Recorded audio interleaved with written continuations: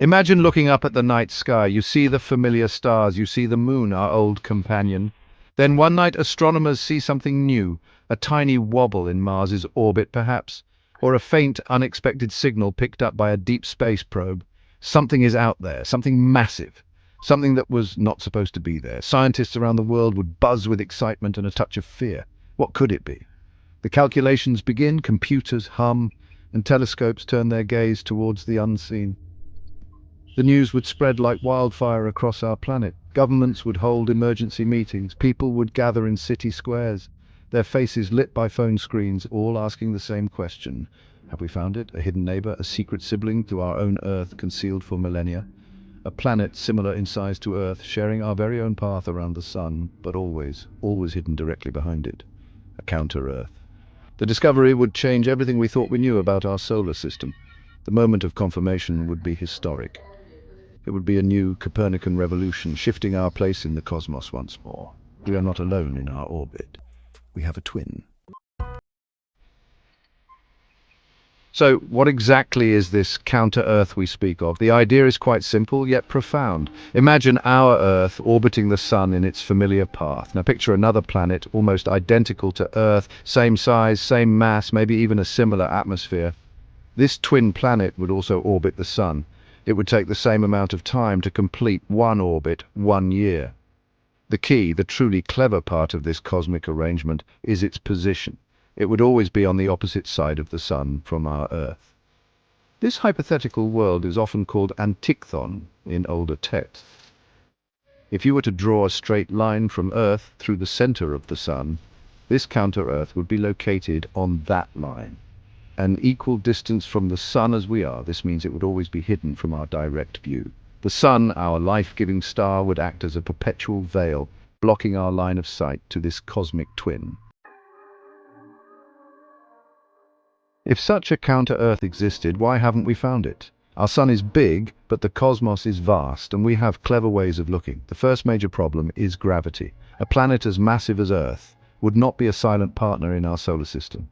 Its gravity would pull on other planets like Venus and Mars. We meticulously track the orbits of these planets. Their paths are influenced by the gravitational tug of every other known body in the solar system. An extra Earth mass planet would cause noticeable disturbances, tiny deviations in their orbits that our calculations would not be able to explain.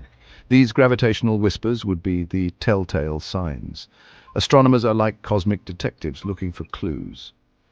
The orbits of Venus and Mars are known with incredible precision. If a counter-Earth were there, its gravitational signature would be imprinted on these orbits. We would see Venus speeding up or slowing down at certain points in its journey. Mars might show a slight wobble. So far, the movements of our planetary neighbors match the gravitational influences of the known planets, with no room for a hidden, Earth-sized companion, lurking directly opposite the Sun. Our eyes in the sky have given us a pretty clear view.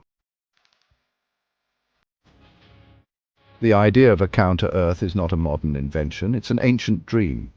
Long before telescopes or spacecraft, people imagined other worlds.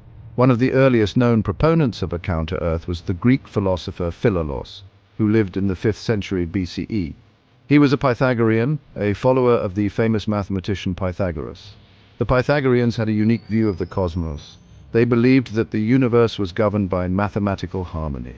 They loved numbers and saw them as the key to understanding everything around them. Philolaus proposed a radical model of the solar system. In his system, Earth was not the center of the universe. Instead, Earth, the Sun, the Moon, and the other known planets all revolved around a giant, unseen central fire.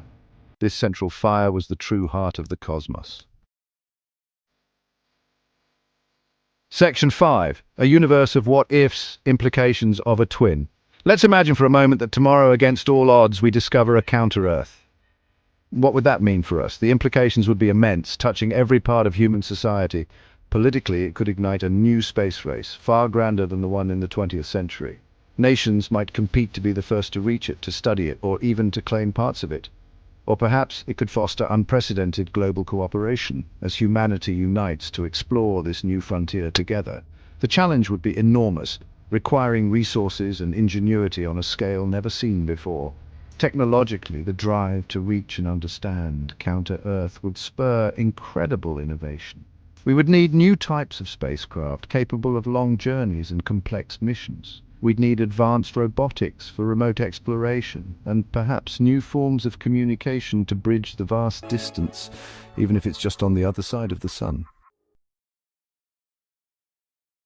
Section 6, Echoes in the Void, Life on the Other Side. If a counter-Earth existed, the biggest question on everyone's mind would be, is there life there? If this twin planet truly formed in the same orbital path, from similar primordial materials as our Earth, it's conceivable that it could have conditions suitable for life. It might have liquid water, a protective atmosphere, and a stable climate just like our home. The ingredients for life, as we know them, could be present. This tantalizing possibility would drive our curiosity more than any other aspect of its discovery. Imagine the scenario. Two planets born from the same solar nebula sharing the same star at the same distance. Would life arise independently on both? If so, would it follow similar evolutionary paths? Would we find plants and animals, or perhaps something entirely alien based on a different biochemistry? The study of life on counter-Earth would revolutionize biology. It would provide a second data point, a crucial comparison to understand the principles of life itself, and whether it's a rare cosmic accident or a common outcome given the right conditions. Communicating with, or even just detecting life on counter-Earth would be an immense challenge. Section 7. Cloaked in starlight. Could technology conceal a world? Let's entertain a more speculative idea. What if a counter-Earth does exist, but it's hidden not just by the sun, but by advanced technology? This is a staple of science fiction, of course. Imagine a civilization far more advanced than our own. Perhaps they value their privacy. Or maybe they are observing us, following some kind of cosmic prime directive not to interfere with developing worlds like ours. Could they possess the means to actively conceal their entire planet from our detection methods? Such a feat would require technology far beyond our current capabilities. They would need to perfectly mask their planet's gravitational influence on other bodies in the solar system. This might involve incredibly precise gravitational manipulation, constantly adjusting to counteract their planet's natural pull. Section 8. The Modern Verdict. Science weighs in. So what does contemporary science, with all its powerful tools and accumulated knowledge, say about the likelihood of a counter-Earth? The verdict, based on current evidence, is quite clear. It is extremely unlikely that a hidden twin to our Earth exists in our solar system. As we've discussed, the primary reason is gravity.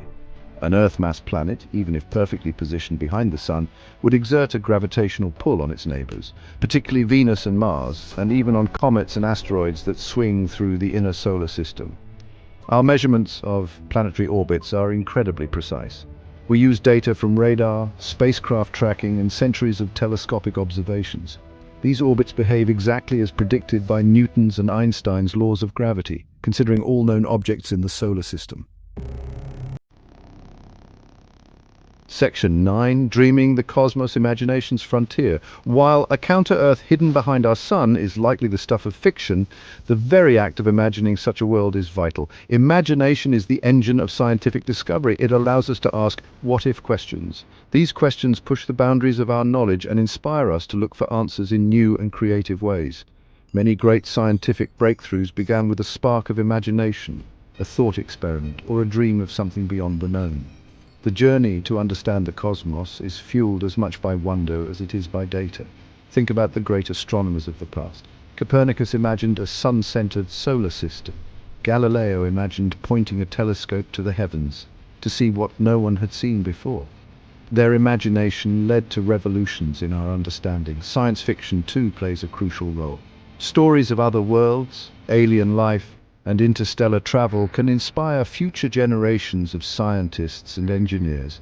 They paint pictures of possibilities, encouraging us to strive for what currently seems impossible. The dream of a counter-Earth, even if unrealized in our own solar system, keeps that spirit alive.